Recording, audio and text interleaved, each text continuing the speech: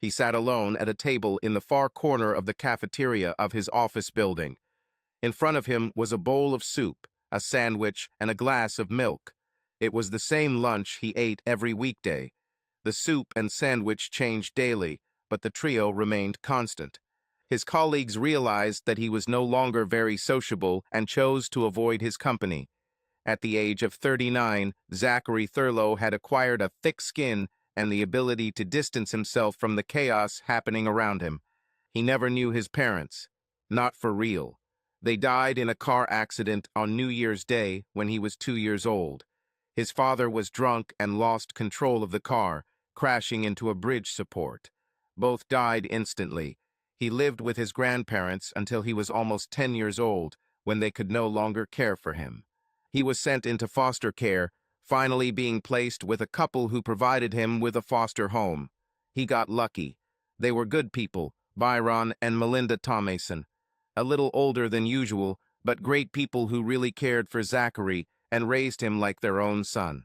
He received a scholarship to a local university and, through hard work and part-time jobs, was able to complete his education with a Bachelor of Science degree in mechanical engineering.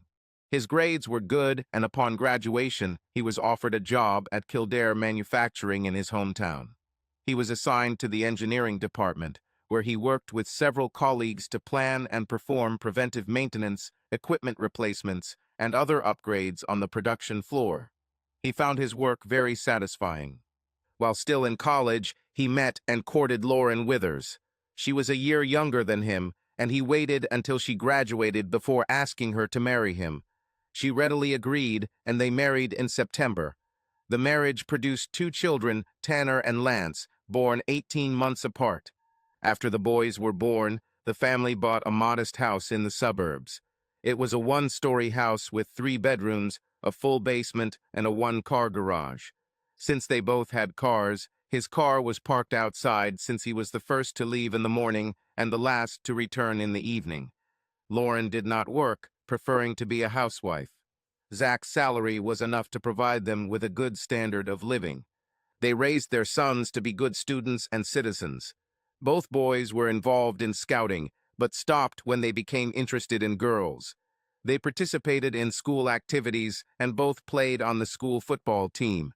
They had a typical teenage social life, including several girlfriends. Zach never worried about them and was sure Lauren felt the same. As the boys entered their mid-teens, Lauren began talking about finding part-time work.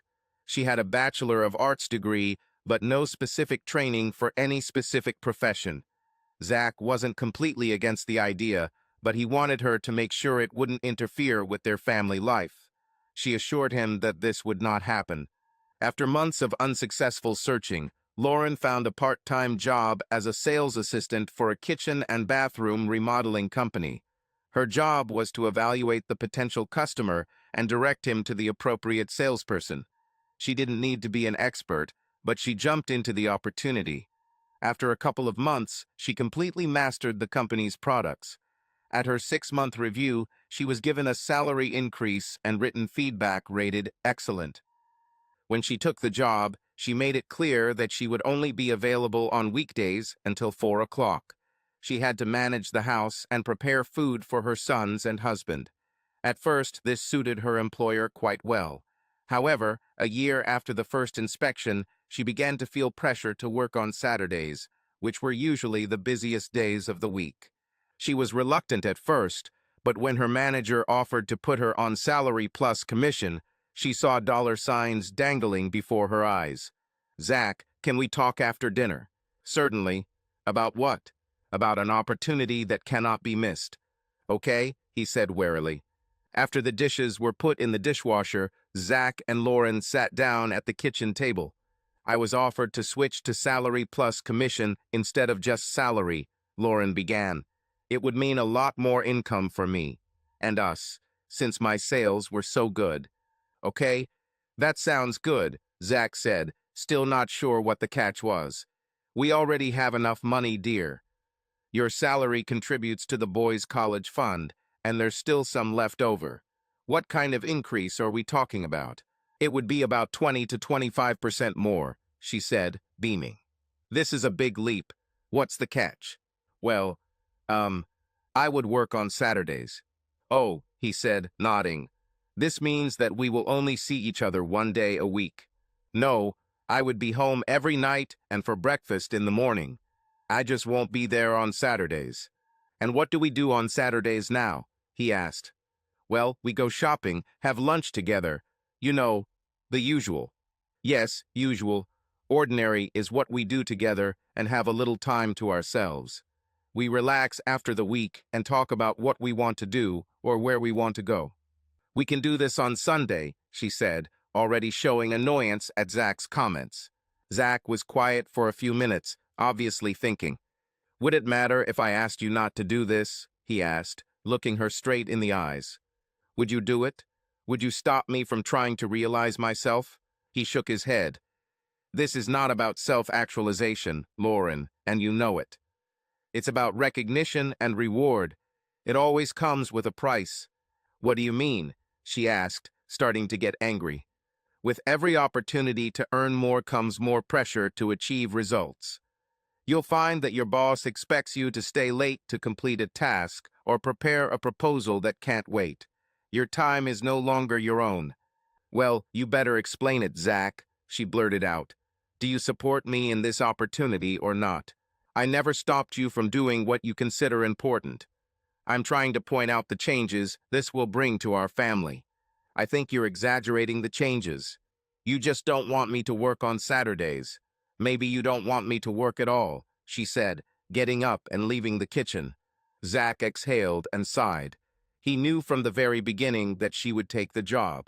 What bothered him was her attitude towards ignoring his concerns about his family and the short time they could spend together. He had a bad feeling about this, but knew that he would have to let it play out to avoid a real rift in their relationship.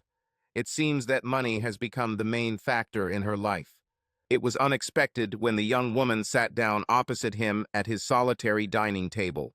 He looked at her, realizing that she was familiar to him, but did not know her name. Hello, this is Zachary Thurlow, right? She asked cheerfully. Yes, it's me. I'm Bonnie Cosworth. I work in HR. I'm in the engineering department. Yes, I know. I made changes to your insurance and your 401k. Nice to meet you, Bonnie, Zach said with a small smile as he returned to his lunch. I noticed that you were sitting alone at lunch. My presence is you. Such a big problem? No, I'm not much of a social person, so most people get bored when I don't contribute much to office gossip or whatever the current topic is. Zach examined the woman for the first time. She was about 5 feet 5 inches tall and about 20 pounds overweight. Most of this extra weight seemed to be located on her chest. She had a round face, short feminine reddish-brown hair, pleasant complexion, cheerful smile, and pleasant voice. Her lunch looked like a regular diet lunch: salad, tea, and jelly. I'm sorry about your divorce, she said after a long silence. I don't. Why? She asked in surprise. I made an error in judgment, and it needed to be corrected. Oh, sorry, I shouldn't pry. I know better, especially since I work with so much confidential information. From the rumors I've heard, there aren't many secrets in this place, he said with a wry smile. By the way, I heard that you turned down a promotion last week. You heard right. Can you tell me why, or is it none of my business? Ha, he laughed. It's none of your business, but I don't mind telling you why. My reason is purely financial. I realize that this would not make me feel better. Besides, I'm pretty sure my ex-wife has a couple of spies here, and they'll be the first to tell her about the extra money. There will be her lawyer trying to get me to pay higher alimony. So, all in all, it's not worth it. Oh, she said, looking completely miserable. It's a shame. No, don't feel sorry for me. I'll be okay. I have come to terms with what happened and will get through it. At some point in the not-too-distant future, I'll be back on the job, my sons are in college, and my ex-wife is forced to live on whatever she and her lover can afford. Life goes on, he smiled. What is a lover? She asked. It's an old-fashioned name for a guy. In this case, my ex-wife lives in what used to be our home. Her boyfriend lives in a fairly ordinary apartment since his wife kicked him out. My ex can't let her boyfriend move in with her for two reasons. First of all, my lawyer is watching her like a hawk, and if she tries this, he will attack her for living in common law and file a petition to revoke child support. The second reason is that my eldest son would probably beat the crap out of him if he tried. I understand that all is not well between your ex and your sons. The moment they can escape, they probably will. This will happen when they go to college and live on campus. They have a very good fund that will cover their expenses unless they become too ambitious and go to Stanford or Harvard. I talk to them regularly, and they tell me they are going to go to the local university and live closer to home. She looked at her watch. It's time for me to run. I'll go back to my office. She stood up and took the tray. She turned to leave, but stopped and turned back to Zach. Would you mind if I joined you for lunch again? Zach shook his head. No, don't be shy. I hope you won't be too bored. I have a feeling that I won't be here. She smiled and left. Zach looked at his watch. He had at least 10 minutes before returning. Usually after lunch he had half an hour to kill. On a good day, he would go for a walk around the building to get some exercise. Today he just sat and thought about Miss Cosworth. She was the first person who had the courage to ask him about his personal life, although almost everyone at the plant knew about his situation. Was she curious? Maybe. Time will show. It didn't take Zach long to see a change after Lauren started working on Saturdays. Over the course of a month, she came home later and later in the week and brought her work with her. Everything happened exactly as he predicted. Success creates higher expectations. There was, of course, much more money, but also hours. Lauren was still ecstatic about the recognition and opportunity. She was delighted with her work and talked about it constantly. At first, this stimulated their sex life. She was the aggressor, and Zach had to admit that it was a side benefit he hadn't expected. A very nice added bonus.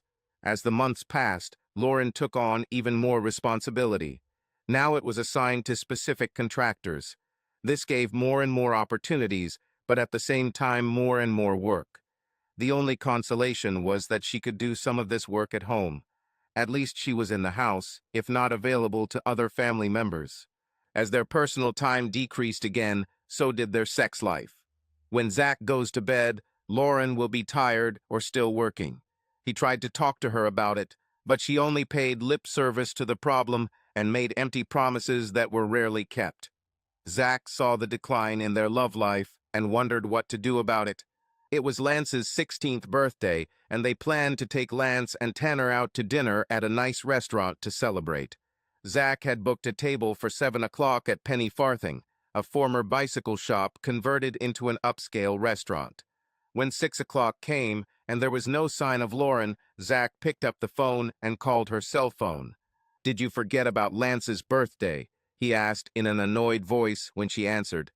"Oh, crap. Sorry, honey. I'm busy with something and can't leave. Go ahead, I'll meet you at the restaurant.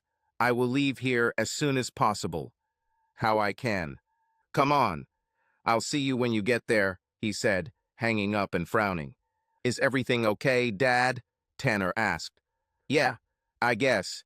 Your mom works late and will meet us at the restaurant. We could go right now. I don't want to lose my reservation."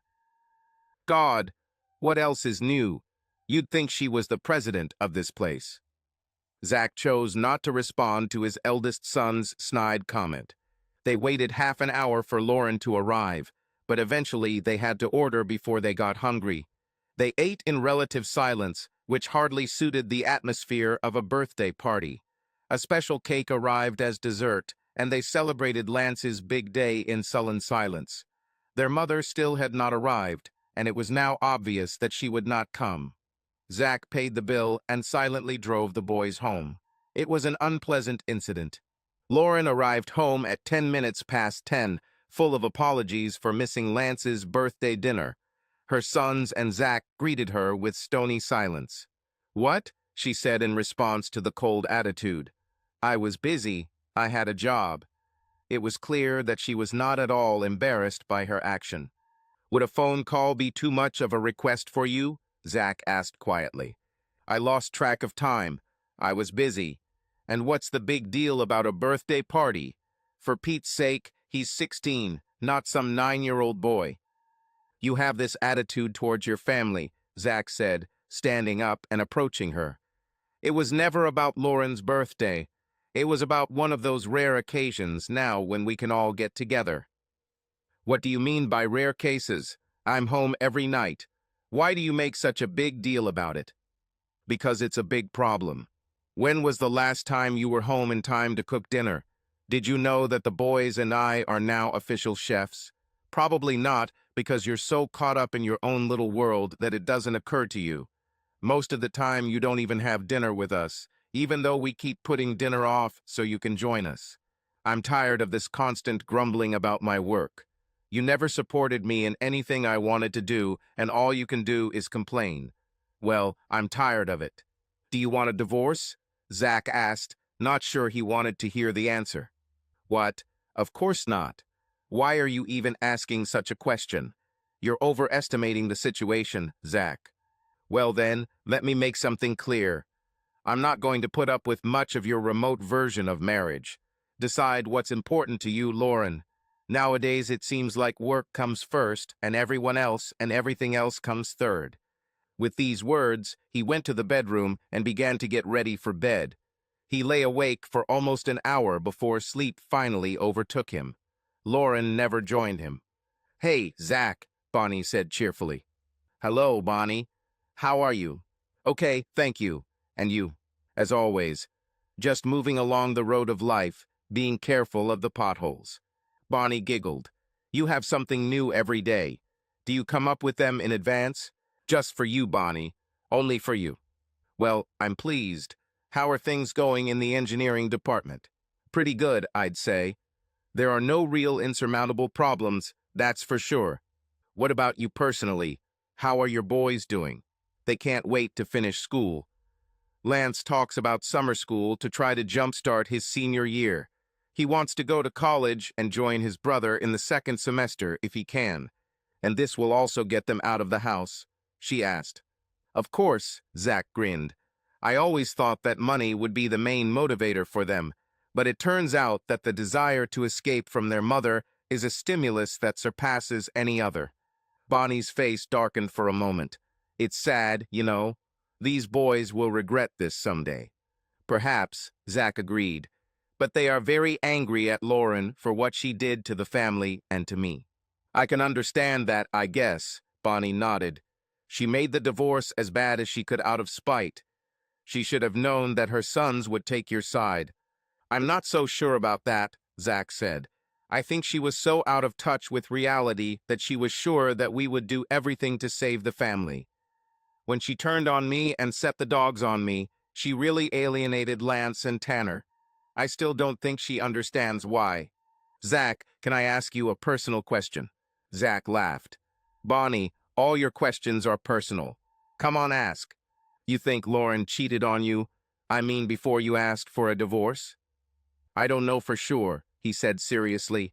"I wouldn't like to think she put it on top of her other sins, but I have to be realistic and think it's possible. I've heard some rumors. You told me weeks ago that it didn't take her long to find a partner in bed," Bonnie said with contempt. Zach shrugged. "It doesn't matter, Bonnie. The marriage is over, and it wouldn't change a thing. She is no longer the same woman I married many years ago, and I have come to terms with that. When alimony and child support are over, I will be a new person with a great job and a great future. I can start again. I just need to get through this difficult period." "I can't believe how strong you are, Zach. You never complain about what happened to you. You never look like a person reduced to poverty, although I know how much you have to pay your lawyers and that. Bitch. Every month. You hold your head high and do your job, and everyone here respects you for it." "Thank you, Bonnie.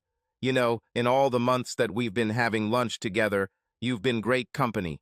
I have to think about how to thank you for this. I really appreciate it and hope you don't think otherwise."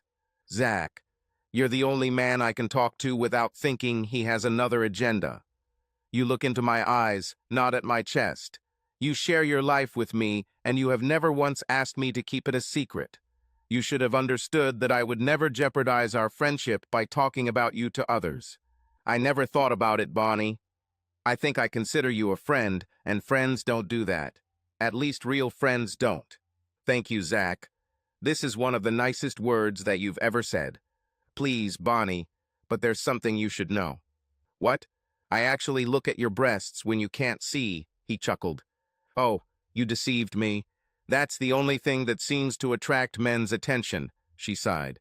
Not true. There's a lot about Bonnie Cosworth that I find very attractive. In fact, I was trying to work up the courage to ask you out. Is it true? She was surprised. Well, why don't you do it? I think I just did it, Zach said. It will be some kind of quiet and cozy place with good food and a decent wine menu. I would be glad, she answered enthusiastically. Name the time and place, and I will be there. Well, how about 6 o'clock this Saturday evening? I'll pick you up if you give me your address. Is it true? Saturday, 6 o'clock? Are you serious? Zach smiled. Very seriously. I want to invite my favorite lady to dinner. Have you ever been to Penny Farthing? No. Isn't this where you were supposed to celebrate Lance's birthday? Exactly. However, this time I think it will be much more fun. I'll be ready. You can count on me, she said happily. I'm counting on you. Dad, when will you talk to Mom? Asked Tanner. She's almost never home. She doesn't have dinner with us anymore. You could say we don't have a mother at all. Zach nodded. He's reached his boiling point, and it's time to talk to Tanner and Lance about his plans. Find your brother, please. Tell him we're having a family meeting, and I want him here. Zach saw Tanner's eyes widen in realization that something big was happening. He took out his mobile phone and called his brother. He'll be here in 10 minutes, Father Tanner said. Zach went into the kitchen and took out a bottle of brandy from the liquor cabinet. He poured himself a strong drink and waited for his youngest son to arrive. Tanner sat silently at the kitchen table, anxiously awaiting the meeting. He was sure that this did not bode well. Lance arrived right on time, walking into the kitchen and sweating profusely. What were you doing when Tanner called? Asked the father. We were playing college football. Tanner said it was important, so I ran here as fast as I could. Thanks, Lance. Why don't you wash up and get a towel? We can wait a couple more minutes. Yes, of course, he said, quickly heading to the bathroom. Tanner stood up, went to the refrigerator, pulled out 2 sodas, and returned to the table, placing one where Lance would sit. Zach smiled at him for caring about his brother. It was a simple but meaningful action. Guys, it's time to tell you about my plans. I did everything I could to bring your mother back to the family. Oh, I know her body is here every day at the same time, but her spirit is not. For a long time, I thought it was about money and recognition, and maybe it is. However, I no longer have the marriage as it was, and I plan to end it. The documents will be finalized next week. Will lead to big changes here. His sons sat silently, showing neither surprise nor denial. According to the law, your mother will have custody of both of you until you turn 18. For you, Tanner, that's just a couple of months. Lance, you still have over a year ahead of you. I will have to leave the house and find another place to live. I have already started looking for an apartment, and it seems that I have found the right one. As soon as the divorce goes through the court, the division of property will begin, and I expect that the house will be put up for sale. I believe that we would split the proceeds from its sale, and that would allow me to look for something more substantial. I will probably pay child support unless we can prove that your mother earns as much or more than me. There will also be attorney fees, housekeeping expenses, and alimony while either of you lives here. Your tuition and living expenses are paid for and cannot be used for other purposes until you complete your education. Zach stopped and took a sip of brandy. Neither of his sons said a word during his explanation. Finally, Tanner spoke. Dad, Lance, and I both saw it coming. I wish it hadn't happened, but Mom abandoned us for some reason. It makes me really angry, and I know Lance feels the same way. If we have to live with her, she won't like it. I appreciate your support, guys, but don't make your life any more difficult than it already is. You just need to get through a few months, and you'll be free to do what you want. I'm not sure how your mother will react when I tell her about your plans, but it might not be pretty. Just don't do anything that would really upset her. I guess we'll have to wait and see what she does when you tell her, Tanner said sourly. Lance nodded in agreement. Zach knew he couldn't put off announcing his commitment to Lauren. Although the documents wouldn't be ready until Tuesday of the following week, he planned to use Sunday to talk to her. It was now Friday, so he didn't have to wait long to release all the tension that had been building up while he made his final decision. Lauren returned home after 7 in the evening, entering the house with a briefcase in her hands and barely noticing Zach's presence. If there was a straw that broke the camel's back, this was it. Zach tossed aside his carefully prepared speech for Sunday and followed his wife into the bedroom. "Lauren, we need to talk," he said, standing in the doorway of their bedroom as she took off her jacket. "Not now, Zach. I'm tired and hungry." "We'll talk later," she said dismissively. "No, not later. Now," he answered sharply. This caught her attention. "What's so important that it can't wait?" she asked angrily. "I filed for divorce yesterday. The documents will be available on Tuesday for your signature. I advise you to find a lawyer." "What?" she screamed. "I said I filed for divorce. The grounds are irreconcilable differences." "I don't believe you. This is not the time for stupid jokes, Zach." "This is not a joke. I'm completely serious. You've completely abandoned this family for the last year, and I can't take it anymore. I'm moving out today." "You can't be serious. Do you want to divorce me because I have a job?" There was an expression of disbelief on her face. "For now, and for the past few months, that's all you've got. I'm no longer interested in trying to save this marriage. Obviously, neither are you." "You bastard," she screamed. "You think you can just walk away and leave me alone after 20 years? I'll fight it tooth and nail. You've been jealous of me and my success since I started working. Now you think you can just get rid of me, like from yesterday's newspaper. I have news for you. I will find myself a lawyer, that's for sure. I will fight to the last to show you what happens when you try to deceive me." Her face contorted into a grotesque red mask of rage. "You had a chance to save the situation, Lauren, but you abandoned me, as well as your sons. I put up with it as long as I could, but tonight was another example of how little we mean to you. I will give you the documents on Tuesday. In the meantime, I'll grab my things from the bathroom and leave. I've already packed most of the things I'll need." So here he is, the great and brave Zachary Thurlow. A little trouble with a wife who doesn't completely obey him, and he runs away. "You spineless bastard. I'll show you who will dictate what happens in this house." Zach shook his head as he listened to her tirade. There was no point in arguing with her, and it was better to leave now before the situation got out of control. He gathered his toiletries from the bathroom, put them in a duffel bag, and went to Tanner's bedroom. He was surprised to see both Tanner and Lance sitting on the edge of the bed, looking very sad. "I take it you heard something," he said. "Yeah, it's hard not to hear when she's in scream mode," Lance said. "I have a cell phone, so you know how to find me.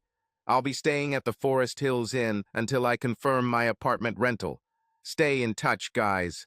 I can't tell you what to do about your mother other than remember that she is your mother and not a demon. She is very angry with me now, but I don't think it will affect you.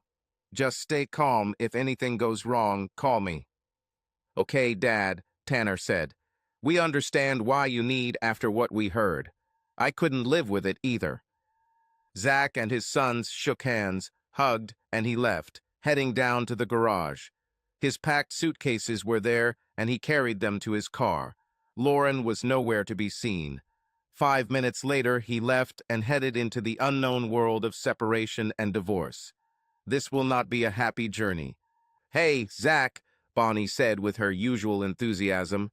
"How is your day going?" "Like a racing Ferrari, Bonnie. Lots of noise and squealing tires." She laughed. "I know you're tired of hearing this, but that dinner on Saturday was the best I've ever had. All those pounds I lost over the past months came back after it, and I still don't regret it." Zach chuckled at her enthusiasm. "Well, I'm here to tell you that it doesn't show. All that hard work is paying off for you. You look at the picture of health." "Thank you, kind sir. Since I joined this community center exercise club, I've been really motivated to keep training.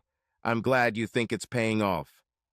"Well, you've only been doing it for 3 months, so you've achieved great results in a short time. It took me 6 months to feel like I was in great shape again." "I feel good too," Bonnie said. "I have more energy. My clothes fit better, and I sleep much better. I'm really glad I took your advice." "I noticed a few guys approached you earlier. Were they looking for a date?" He grinned. "I don't know. They were just chatting, but this is the first time this has happened."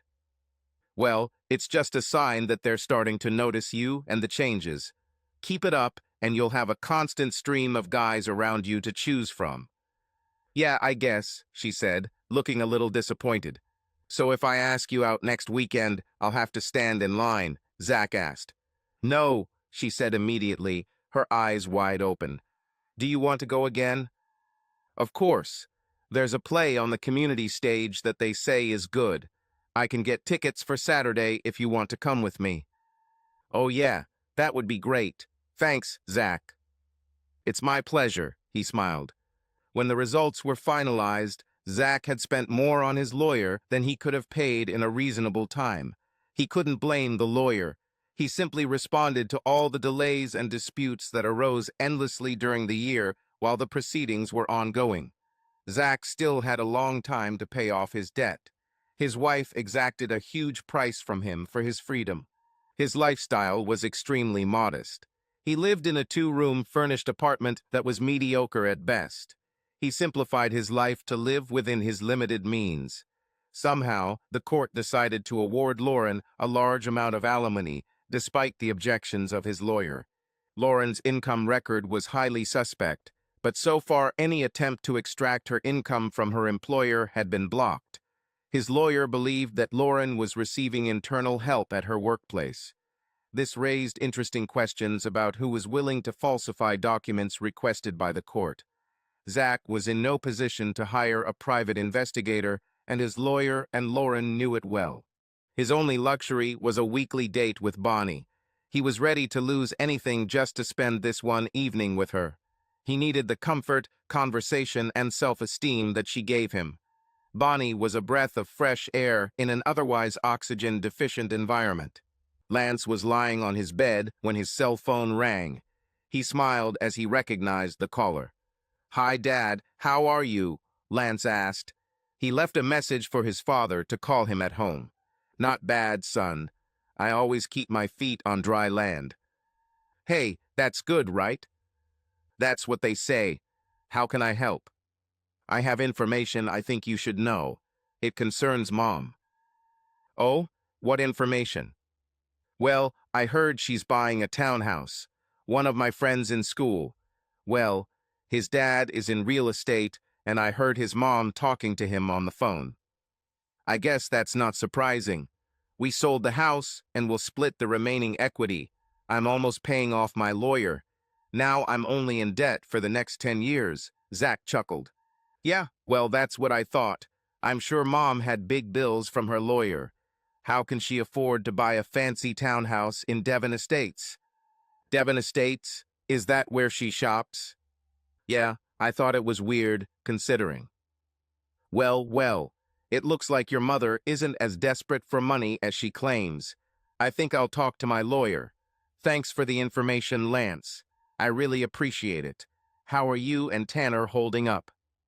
"Tanner has no problem, Dad. He's already moved into his college dorm. I still have time to live here. I saw your mother last weekend at the Penny Farthing while I was having dinner there with a friend. She was with some guy." "Was it a tall, dark guy with 20 pounds of fat hanging over his belt?" Zach laughed. "Yes, it's him. Do you know him?"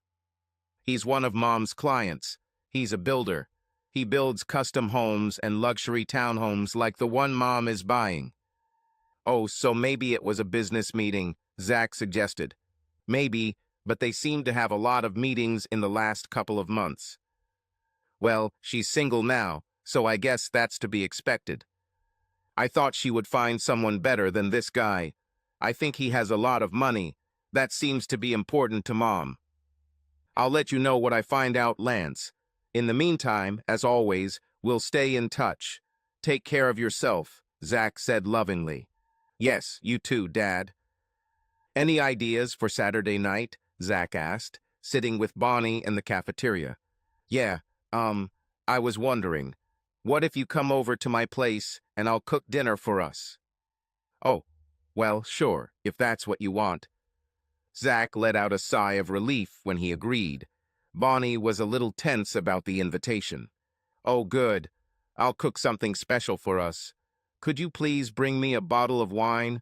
I don't know anything about wine. Yes, of course. Just tell me if it's meat, poultry, or fish, okay? It's seafood. Will that help? That's all I need to know, Zach laughed. Now you've really intrigued me. I haven't eaten seafood in a long time. Well, get ready for fun, she smiled. Oh, I wanted to tell you, my lawyer called last night. Looks like there's some doubt about Lauren's income record in court, and my lawyer has filed an appeal for child support. He thinks the records were falsified in her favor. Really? That'll get her in trouble, won't it? If it turns out she's involved, then yes. For me, it just means more legal fees. I want this to end as soon as possible. Bonnie reached out and took his hand. It was an expression of support and comfort. You are the bravest and strongest person I know, Bonnie smiled. You have remained so stoic and calm through all of this. If only this were the case if it happened to me, I would probably go crazy. There were times when I thought I was going crazy, I assure you. I just had to calm down and try to think things through. Do only the important things in life, not the little things. One of those important things was you, Bonnie. You helped a lot. Me, and I really appreciate it. Bonnie leaned back and blinked. She was on the verge of tears when Zach told her how much she meant to him. She fell in love with this man, knowing that most likely it would not be mutual. Nevertheless, she felt a loyalty to him that she could not and did not want to neglect.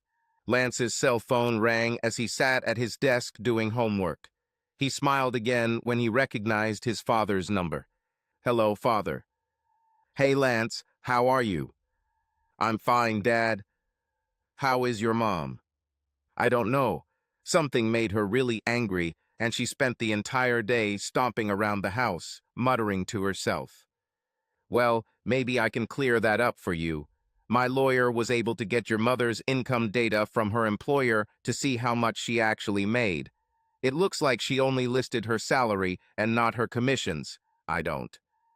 I know how she managed to hide it, but my lawyer says she and her employer are in big trouble. Will she go to jail? Lance asked, alarmed by his mother's action. No, I can't imagine that happening. Most likely, she will be ordered to return all unjustified alimony to me. The court will decide how much it will be. Oh, that's good. I wouldn't want her to end up in jail. Me too, Lance.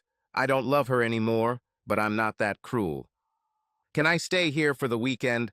I think I'd better stay close to my mom just in case. Okay, Lance, I understand. Anything else I should know? Zach asked. No, everything else is fine. I'm almost done with school so I can start a summer job at my mom's boyfriend's construction company. Yeah, it'll take your time and build some muscle, his father chuckled. It'll be a great opportunity to work on my tan. The girls will be delighted when I go back to school in September. I'm sure it will. Well, take care and call if you need anything. Thanks, Dad. See you later. While Tanner practically cut himself off from his mother, Lance surprisingly stayed by her side and didn't talk about leaving home anymore. He abandoned the idea of a summer school in favor of earning money to buy a car. Apparently, the job offered by Lauren's friend paid well. This wasn't a big surprise to Zach. He knew Lance had been close to his mother for years. He either forgave her for her attitude towards her father and family or decided to leave the past in the past. Zach was not upset by this decision. Perhaps this would soften Lauren's anger towards him, although Lance's description of her behavior after the court decision didn't make her sound very forgiving. "So, what are our plans for the weekend?" Bonnie asked with a wink. "Well, you'll be pleased to know that Tanner went to see his girlfriend in Coldstream and Lance stayed at home with his mother.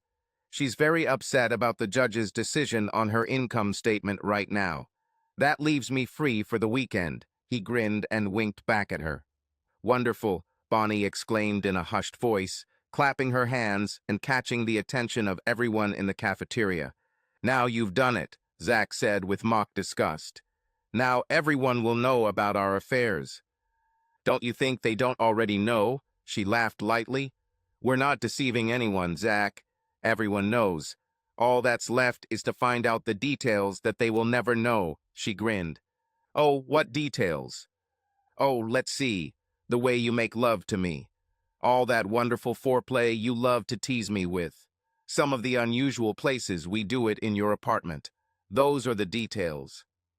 "I have to admit, Bonnie, you make me feel young again. That first time we made love was incredible. It was so completely different for me." "You mean compared to your ex-wife?" "Yes. I wasn't going to mention her. I'm afraid I didn't know what I was missing all these years until you came along. It took you long enough. Almost a year, in fact. I was starting to doubt whether you'd ever make a move.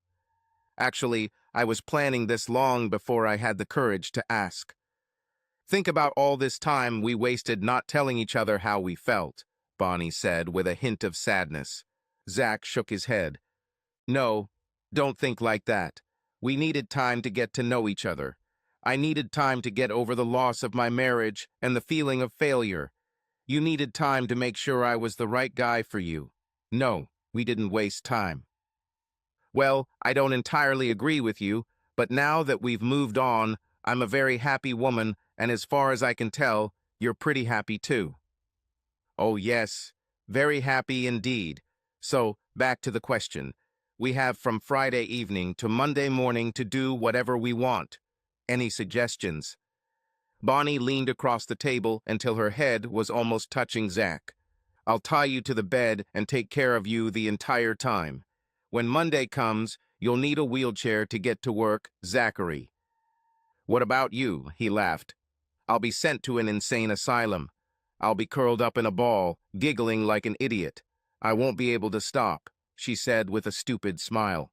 Zach shook his head again. "No, no, that won't do.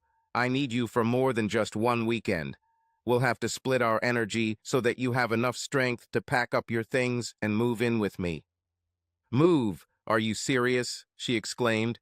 This time there was no doubt. A number of employees nearby heard her scream. "Very seriously, I hope you agree," he said with a loving smile.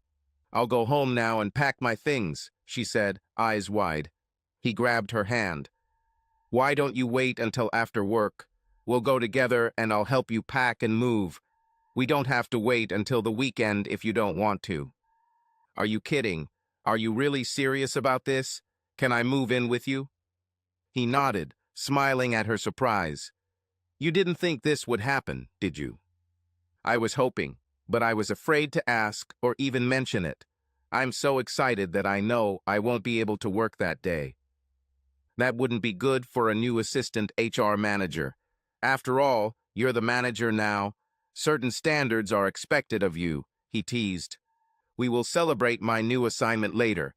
Right now, I have something more important to celebrate.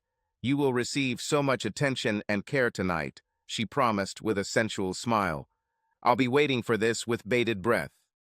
Lauren Thurlow was seething with anger when she returned home. She picked up the house phone and called Zach's cell phone. "You just had to do it, didn't you? Your jealousy wouldn't let you leave it alone," Elle said angrily. Lauren, you brought this on yourself. You deceived and hid your true income by forcing me to pay a completely unreasonable amount of child support. As a result of this and your evil tactics during the divorce, I owe my lawyer a huge amount of money. Did you really think that should I just ignore it? You're such a selfish bastard, Zach. You just couldn't stand the fact that I was successful. Well, when this is all over, I'll still be making great money, and you'll be wandering around this factory, worrying about some stupid machine. Is there any point in this call, Lauren? I just wanted you to know that you ruined any possibility of us getting back together, she said angrily. What the hell gave you the idea that I would ever want to come back to you? I can't imagine anything I'd want less. You're an angry, sour, foul-mouthed woman, and I don't know you anymore, thank God. Have a nice day, Lauren, he said, ending the conversation. Bonnie sat at the lunch table, looking at the ring on her finger and shaking her head. I still can't believe it, she said with a dreamy smile. Mrs. Zach Thurlow, it's almost unreal. I thought the ring would convince you, Zach laughed. Did you tell the boys? Yes, and they're both happy for me. For us, actually. You've made a very positive impression on them. Of course, they're pretty impressed that you became a manager before I did. Bonnie snorted with disdain. You're not far behind me, Mr. Equipment Purchasing Manager. Besides, you gave up that position long before I became a manager. I'm trying to think of a better title for my position. It's too bulky, and I'll need an oversized business card to fit it all in. Well, you work on that, and I'll work on your reward for promotion. What a reward, he chuckled. You know very well what kind of reward, Mr. Your loving wife will reduce you to a pile of stupid mass tonight. You do this to me every night, he smiled. And I'm going to keep doing it, she said, kissing him passionately in front of everyone in the cafeteria. And subscribe to our channel so that your love doesn't cheat on you, and go ahead and listen to the next story, because this story is nothing compared to the next one. If you're under 18, don't even think click to the next one.